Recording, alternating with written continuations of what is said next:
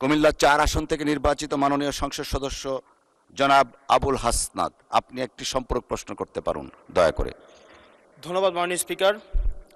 সালাউদ্দিন সাহেবকে প্রশ্ন করলে আবার কখন নোটিশ দেওয়ার কথা বলে ফেলেন, তো সেই বিষয়টা নিয়ে সবসময় আমরা একটু সংকোচে থাকি। তো আমরা পুলিশ সংস্কার নিয়ে কথা বলছি, পুলিশের সুশৃঙ্খলা নিয়ে কথা বলছি। লাস্ট 1 মাস পুলিশের শৃঙ্খলা নিয়ে যখন আমরা স্বরাষ্ট্রমন্ত্রী মহোদয়, তো মাননীয় স্পিকার, মাননীয় সদস্য জি আসলে বলতে দেন। মাননীয় সদস্য লেট মি হ্যান্ডেল। মাননীয় সদস্য, আমাদের পার্লামেন্টারি প্রসিডিউরে আমরা যাই।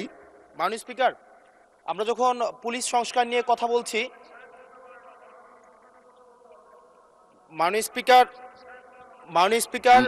মাননীয় সদস্য আপনি দয়া করে বসুন।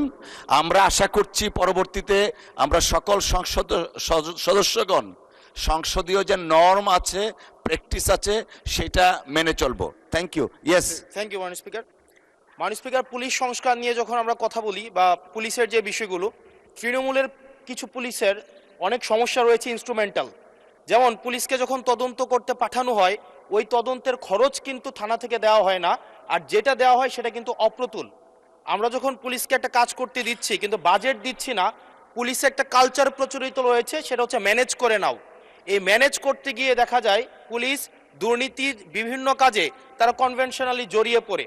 যেমন কিছুদিন আগে আমাদের 26শে মার্চের প্রোগ্রাম হয়েছে, এবং সেটা হচ্ছে সবাই জানে, এই 26শে মার্চের প্রোগ্রামে যে বাজেট দেওয়া হয়েছে প্রশাসনকে, সেই বাজেট এবং প্রোগ্রাম করতে গিয়ে যে খরচ হয়েছে সেটার মধ্যে কিন্তু আনুপাতিক অনেক ধরনের ব্যবধান রয়েছে। তখন যে কাজটা করতে হয়, পুলিশ ব্যবসায়ী থেকে, তারপর হচ্ছে তার এলাকার বিভিন্ন প্রতিষ্ঠিত মানুষ থেকে কিন্তু অর্থ উঠাতে হয়। আমার মাননীয় স্বরাষ্ট্রমন্ত্রীর কাছে প্রশ্নটি হচ্ছে, এই যে পুলিশের যথাযথ বাজেট দেওয়া হবে কিনা, যাতে করে তাদের যে রুটিন ডেইলি অ্যাক্টিভিটিগুলো রয়েছে সেই ডেইলি অ্যাক্টিভিটিগুলো যথাযথভাবে তারা পরিচালনা করতে পারে, এবং তাদেরকে যেন ম্যানেজ করে নাও কালচারে যেন না যেতে হয়, এবং কোনো ধরনের দুর্নীতিতে যেন তাদেরকে যুক্ত না হতে হয়। ধন্যবাদ। আর একটা বিষয়, যদি সম্বোধন করার ক্ষেত্রে যদি ভুল হয়ে থাকে সেটা আমি অ্যাকনোলেজ করছি, কারণ আমার এই সংসদে